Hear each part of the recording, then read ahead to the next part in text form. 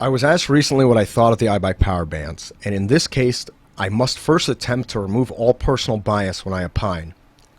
Full disclosure, personally, I am motivated to see the iBP Power 4 unbanned because if their unban would further the interests of making NACS more competitive, and it would bring a higher quality of play into the region's talent pool immediately with the inclusion of Swag, Daze, DayZK, and Steel.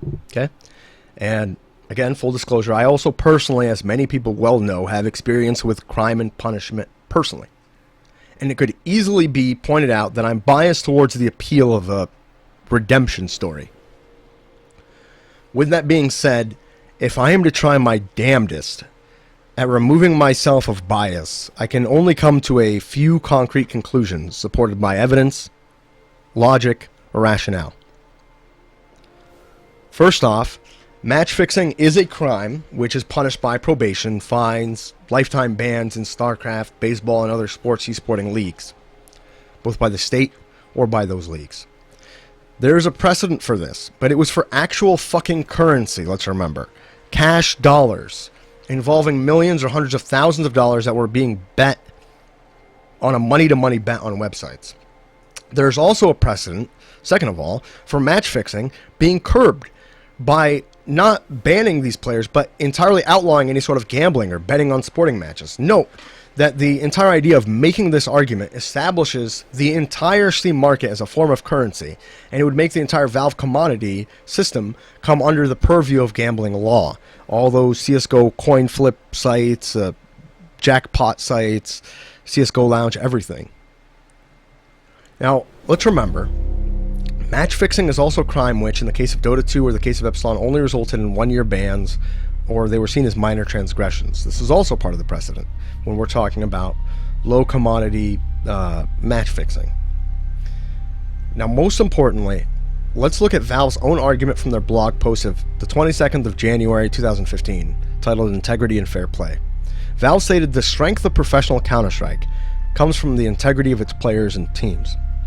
Now, let me tell you that in all rationality, I believe that these players that are faced with being banned from the sport they love for life have the utmost integrity in regards to match fixing. These are the last people who would go out and match fix again.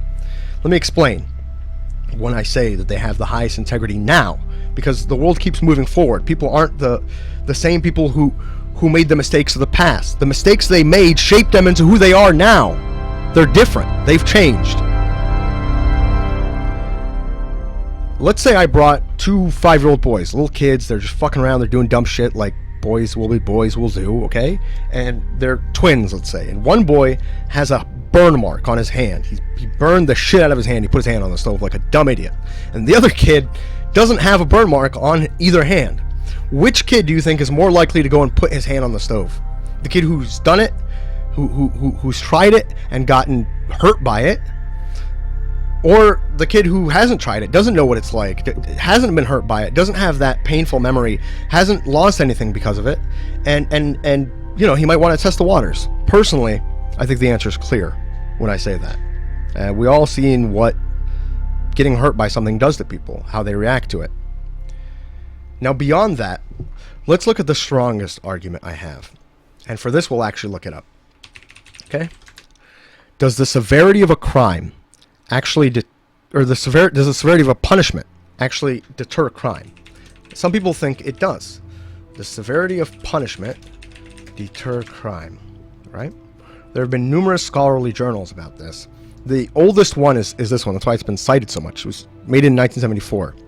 There appear to have been no blah, blah, blah, blah. The important part of this study is that although researchers generally have found that the frequency with which a punishment is applied is of greater significance to deterrence than is the severity of the punishment.